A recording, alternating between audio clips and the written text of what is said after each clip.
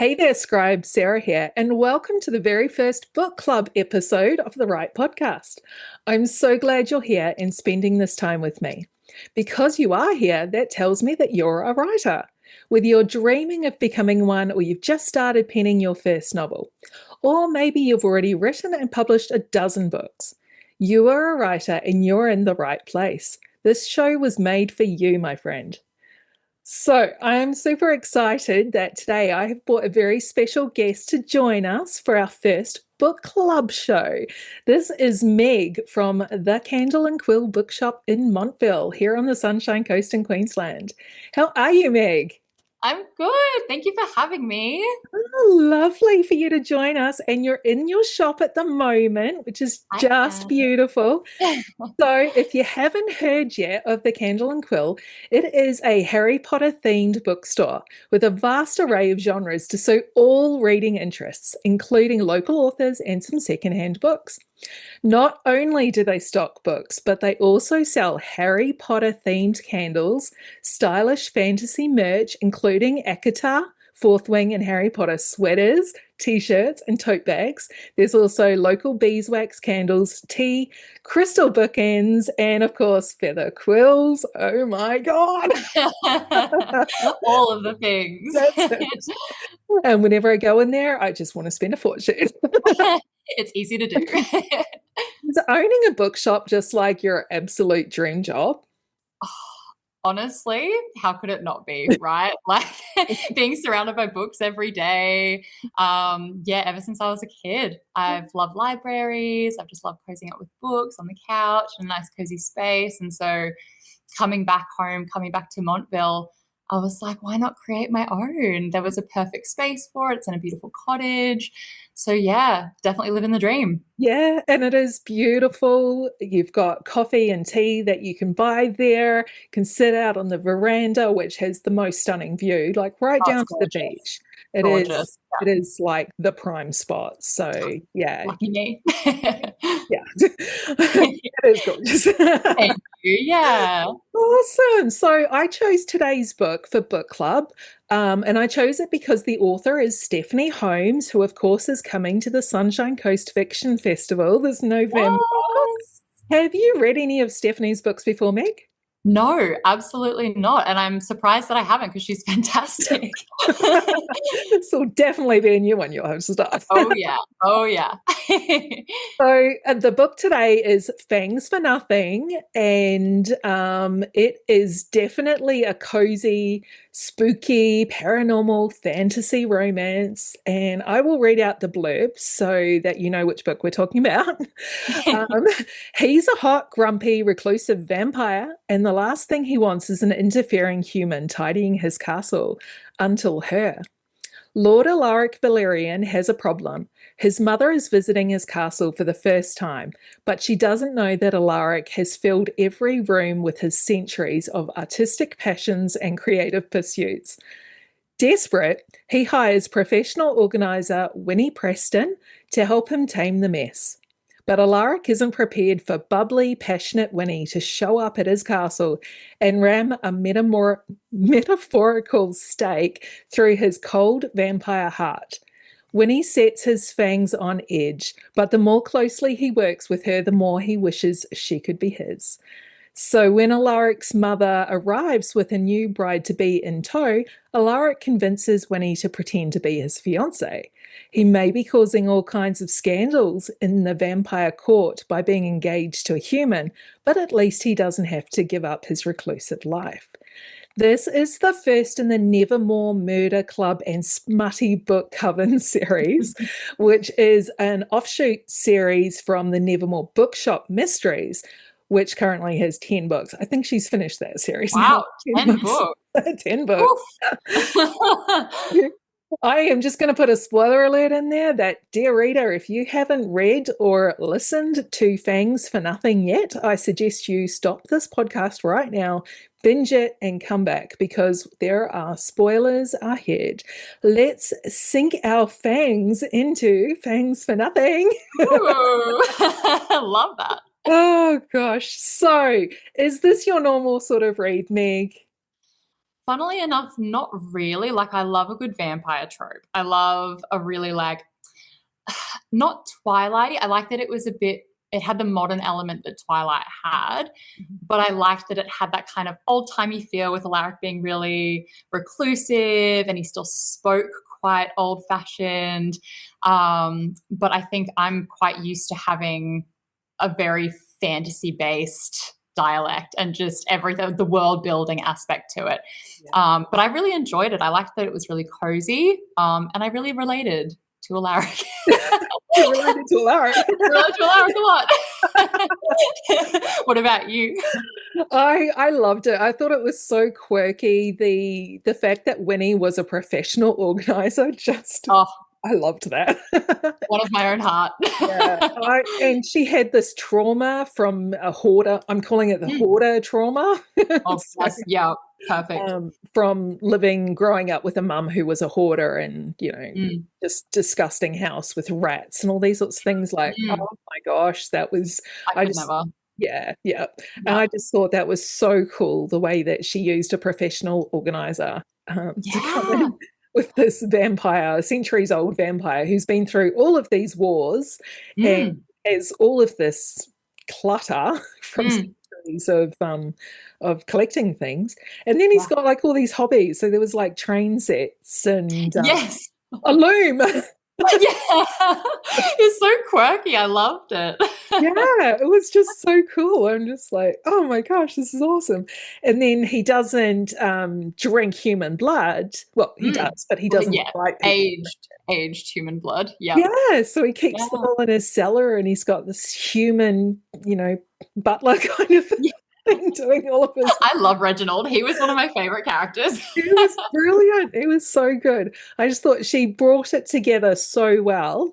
And Yeah. as a writer, I was just really inspired by her word choice, her Mm. pacing, just Yes. The everything. humor, The the humor humor. element, I loved. I just loved how he was calling like the mobile phone, what was it, the rectangle, um, and how by the end, and I'm already jumping to the end, but Yeah. when he started like learning how to use it and he answered and he was like, "Hello, this is Alaric."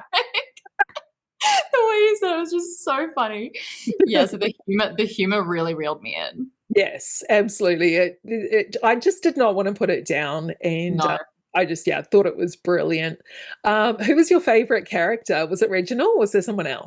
Honestly, it's so hard because like I love Alaric, obviously. Like I mean, Dreamboat, and he does have that reclusive nature, which again, after my own heart, love just being shut away in a castle. That sounds great to me. But I think I don't know, Reginald was just I know he was kind of a side character, but he was so wholesome, making his hot chocolate, and he was just always so lovely and helpful. I don't know. I think he would probably have to be my favorite if I were to pick Yeah, one. Did yeah. you have a favorite? I actually had two favorites. Oh, The first favorite was one of the book club and smutty book club and mystery solvers, yeah. Arabella. I really liked her, but Yes. I'm going to preface this with I named my daughter Arabella. So That makes sense then. It would be rude not to. Yeah. I love the name, obviously. Yeah, Um, yeah. and there was such a twist. Did you see it coming that at the end she turned out to be a vampire? Oh my God. Blew my mind. I was kind of waiting for a twist because I was like, there's got to be one in here, but that is not the twist I was expecting. That was left field. I'm like, Yeah, wait, what? yeah, yeah. Nah, that really caught me off guard for Yeah. sure. I mean, I I, loved it. I thought that was a yeah. great element. Uh, Yeah. it was brilliant. Didn't see it coming because she was the real estate agent Yes. helping, yeah, with the estate. So she already had tie-ins and Yep. people she knew. And then I'm like, It wait, made what? sense. Yeah. It does. Oh, do you know who else I did love? And I feel like at first I was kind of like, okay, not like my favorite character that I'm drawn to, but by the end I was like, you're kind of funny and you were just kind of like not quirky, witty. Gideon. Yes, I yes. was, yeah, he grew on me a lot. Yes. Oh, I can just see he is definitely going to be in a future book. Like, He has to be. yeah, He has to be. absolutely, 100%. And I think he had a love interest as well, one of the book club girls, wasn't it? Yes, that's right. Because they had a previous Was it? Mm. Yeah, because she was like, "Oh, I fell in love with a human." Yeah. And then she was like, and now that human's staring across me, but this was hundreds of years ago. And she was like, yeah, because they had a romance. Yes. Yes. I wonder Yeah. if that's going to be the next book. That would be Ooh, exciting. that would be really cool. I would love to do like kind of a POV shift to Mm. Gideon. And then there was, yeah, the at the end of the book, I feel like the next book is probably going to have some element of werewolves. Yes. Maybe. Love some werewolves. Love some werewolves. And it would just make sense. It would just kind of tie everything together. Because actually, that was a question I had for you. Hmm. Was how did you feel the kind of blend of having that supernatural vampire blended in with the modern world, the way that kind of no one really knew about it, but there was like speculation. Like I thought it was done quite well, but as a writer yourself, how did Yeah. you feel? I thought it was awesome. I thought we have such an idea of what a vampire should be like. Yes. And I've literally just finished watching Van Helsing series, so Oh, I'm so very, good. I'm Yeah. very in the vampire world. And I'm like, wait, but they bite people, but that doesn't turn them because they've got Mm, to go through the kiss ceremony to turn. mm, So there was yep.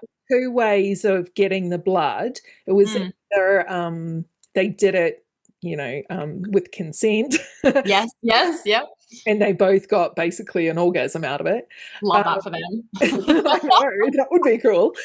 Um, Otherwise, if you don't get the consent and you basically kill them because you drain them, it's called Yep. husking. So Yes. the mystery in this one was there was somebody husking people, Mm. and these just happened to be people that Winnie knew, like her Mm. ex-fiance, Oh, Patrick. Ugh. or the dude Danny, who was hitting on her in the Oh, bar. the sleaze. Yep. Yeah. Mm-hmm. And yeah, so did you pick who the killer was? I definitely didn't. That was really a surprise because there was a hot minute where I was like, it's Alaric. Like Yeah, it's got to be Alaric, like yeah, for sure.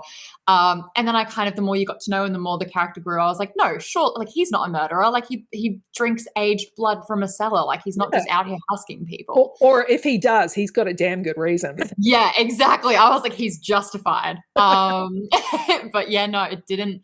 Baylor, I just completely just breezed over me. He Yeah. was a minor character, and I think, yeah, had this been anything more than a cozy Mm, paranormal, that may have been disappointing. But I'm not disappointed. I'm definitely not no, saying I love the book.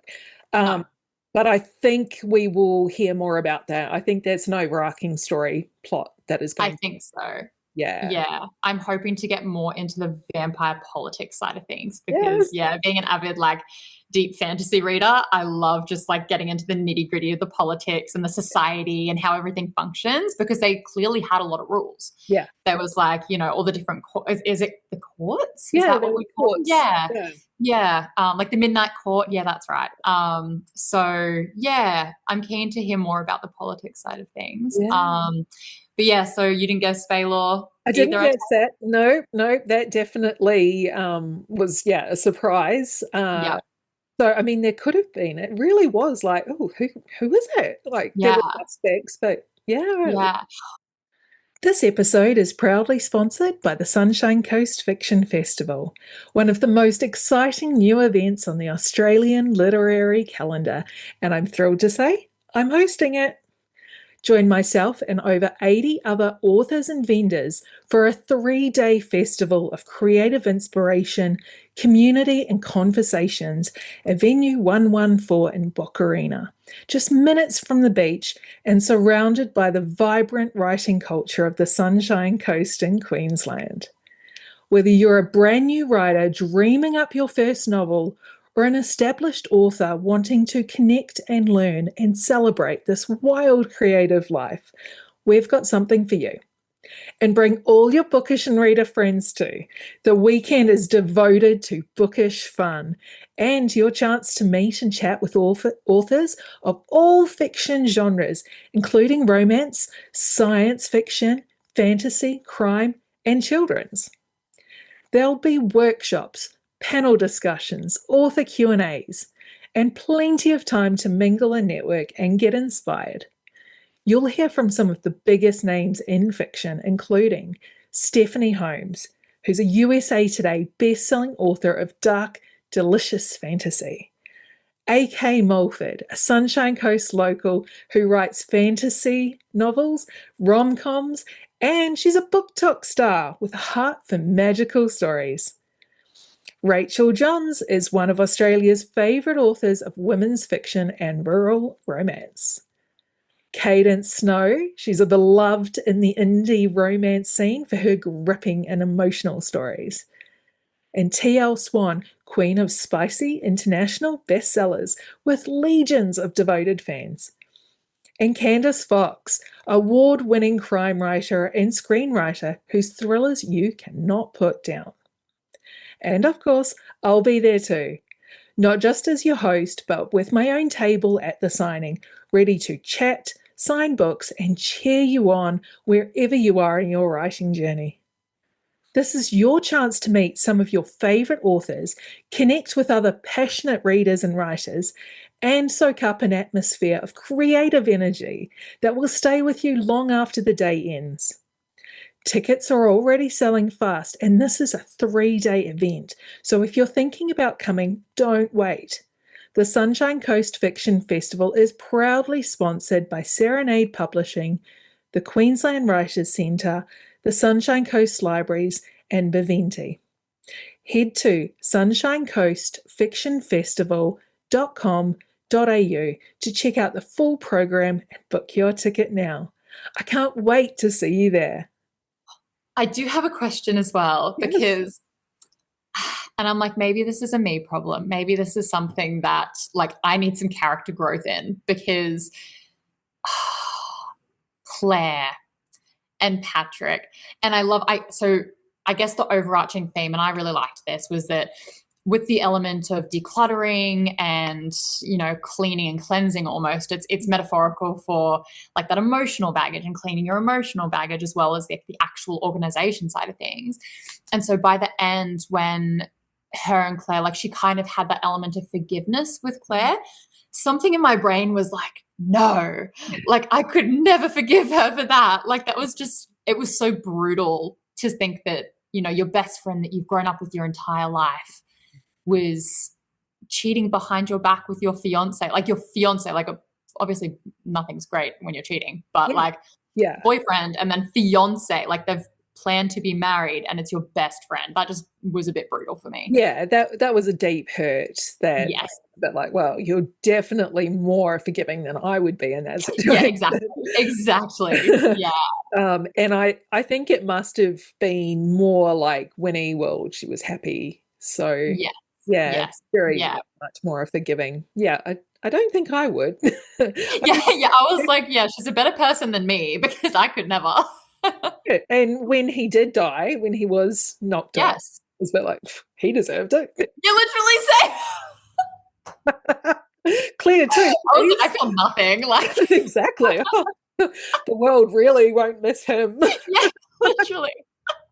Just what we want. I love when people die that we want to die. Yeah, literally. We love that. I was kind of glad that he did. And when he was thinking about, he was trying to pull her aside to tell her about Alaric anyway, to be like, I'm assuming he was going to say that he was a vampire. Yeah. But yeah, no, don't miss him. No, definitely not. She's better off without it. 100%. One of my other absolute favorite characters was the cat, Mirabelle. I loved Mirabelle, and I'm not a cat person. Can I just yes don't hate me? I don't love cats. I don't dislike cats. I love animals. I just don't have a cat because I have 2 chihuahuas that are basically cats. They're basically cats. Yep. So, but I loved Mirabelle, and I definitely got that she was a familiar, but I wanted to know more about that, because like, how does that work? Yeah. Like, give me more. I feel that it was giving very Sabrina the Teenage Witch, with the cat. And I was, yeah, I'm the same as you. I don't have a cat either, but I really, yeah, I felt like it was a sassy cat. Yeah, definitely. Yeah, and I love that. That was Yeah, a really it's cool like if I had character. to have a cat, I want Mirabelle. Yeah, literally, yes. And then there was it Isis had the bird who was one of her husbands? Yeah. Yeah, that was a really cool concept. I was so just like, wait, what am I missing? This is the Yeah, first book in a series. And then yeah, of course I looked and I'm like, oh, there's a whole nother series. yeah. I'm like, okay, next book. That one. Yep, my TBR just got extensively longer. Exactly, exactly. And the fantastic thing is, Stephanie is coming to the Sunshine Coast Fiction Festival. Yay. And she has her pre-order form up already because she's coming from New Zealand. She's a Kiwi. Love. And yeah, she's got a pre-order form up and she has all these absolutely beautiful special edition books. These are stunning. I'm talking gold foils, Gorgeous. sprayed edges. They're gorgeous. I've eyed them up at a couple of book signings that I've been with her. Ooh. And of course, I can never buy them because these are big books and I have to come back to the Sunshine Coast. So, Oh, of course. All so the struggles. the fact Yeah. that she's here, it's definitely I'm going to be buying some. I was going to say you'll have to. It would be rude not to. Yeah. Absolutely, I've been telling her every time I'm going to buy. I'm going to buy the book. Yeah. I just love a special edition. Yeah, I'm an aesthetic bookcase girly. I need it. Yeah, definitely, definitely. Yeah. So, well, that is awesome. So, what did you think about the ending? Obviously, it tied up some loose ends, but it definitely left some more open. Were you happy with that?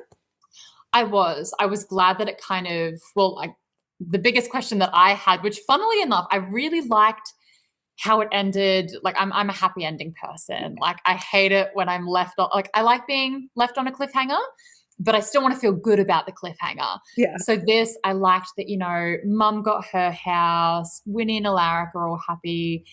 And then there was that scene and it was, and I forget her name. It has not come to me. I've been thinking about it all day. And they see a man dead in the gutter, or they think he's just, I don't know, they thought it was like a pile of something. And there was a dark patch of water, but it was blood and he was dead. And he looked like he'd been pretty badly cut up. And then I think it was one of the book coven girlies, and she was like running and she looked really out of breath. She looked a bit disheveled and she had a gash across her stomach.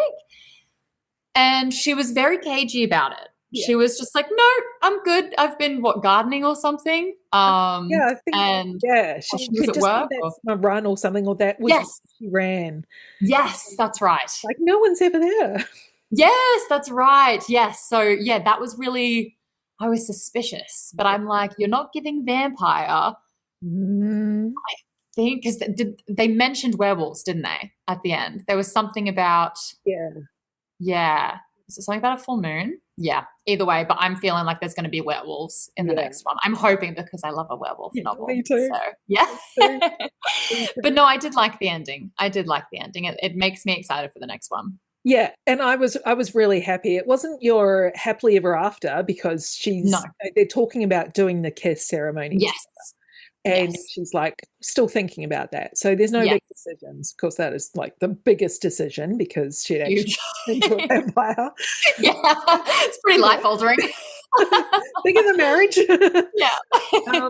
So I like that they didn't just go, oh, well, that's your happily ever after, That's right. Yeah. It wouldn't be. No, that's right. Yeah. Yeah. Absolutely. How would you feel about being changed into a vampire? What's your take on that? Well, never been asked that before. I think there would be, so let's do pros and cons here. The pros, you get to be at whatever age forever. So as long as I'm no older than now, because fantastic. Mid-40s, it's all downhill from here.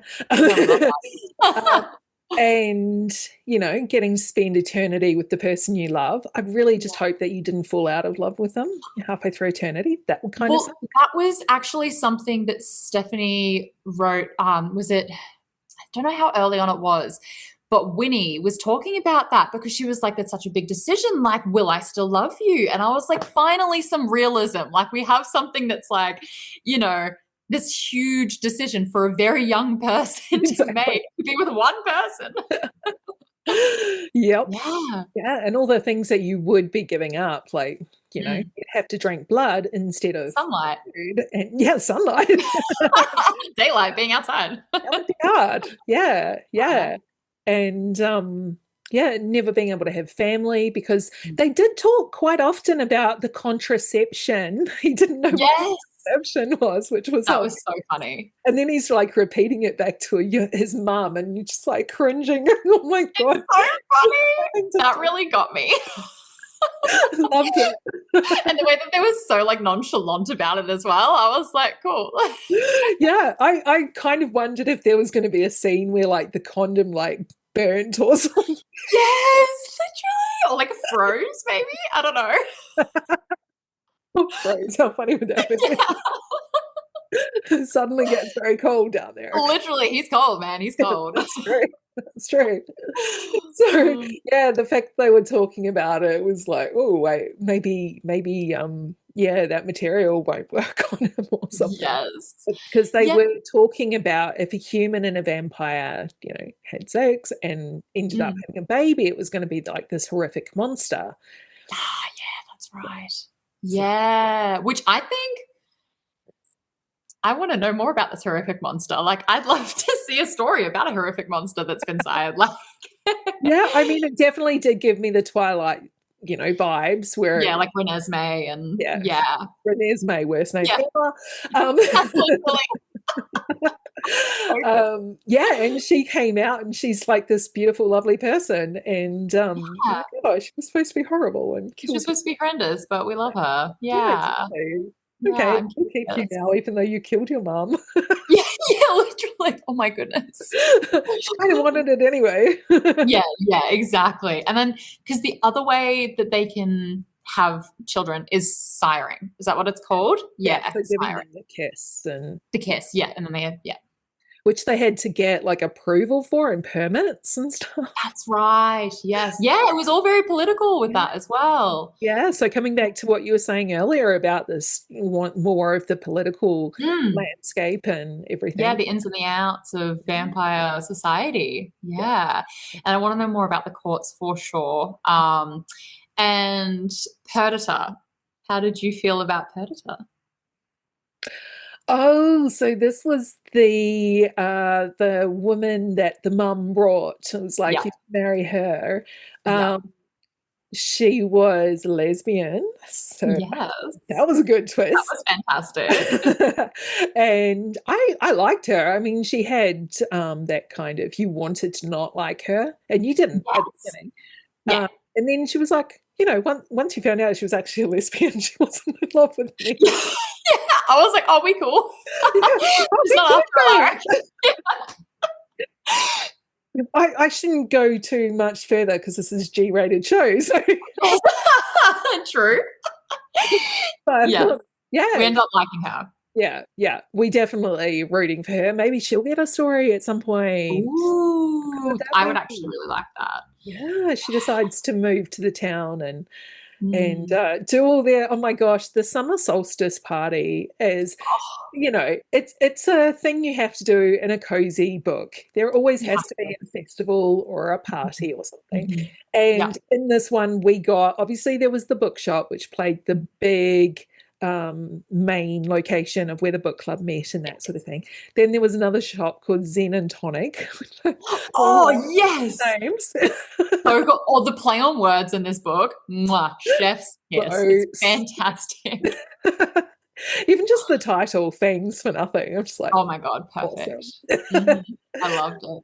And yeah, and then you had the summer solstice, so there were a lot of little stalls set up, so they were selling things, and they were selling Reginald's hot chocolate, and you got to keep a cup. I'm like, that's awesome. I want that here. Yes, it really got me into wanting to do some pottery throwing. Oh my goodness, tell me about it. Yes. Or just go to a beautiful market. I just miss a good market, you know? Yeah, definitely, definitely. So I thought that was gorgeous. Of course, the party, the big vampire party, Mhm. that was Oh, very, yeah, that was fun. and they were spiking all the drinks. So that would have been blood. They were Yeah. spiking all the blood for the vampires to drink with truth serum. That was gorgeous. That was so fun. And at Yeah, the end, they were just like requesting drinks. They were like, we want drinks without the truth serum this got time. it. Thank you. That's it. And of course, the house and the rickety road that they had to get to the house from the town, Yes. and the old car, and oh, Mm. it was so good. Oh, you just reminded me of my favorite quote in the entire book. And it was when Winnie asks Alaric if he can drive, and he's all like, I'm a, 1,000 or whatever year old vampire. I'm butchering this quote. I'm so sorry. But he's talking about like how powerful he is, and then he's just like, of course I don't know how to drive. Exactly. I was like, that was I perfect. didn't know that. The execution was amazing. Yes. He will definitely become a modern vampire in future editions, though. Oh yeah, 100%.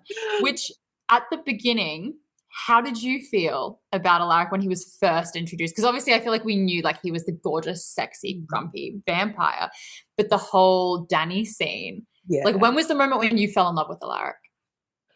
Oh, when was the moment? I mean, yeah, he was sitting in the bar drinking his blood Mm. and, yeah, looking out, well, trying not to look at her, obviously, while she was having this molesting Yep. with this horrible person who was coming Mm. on to her a bit too strong.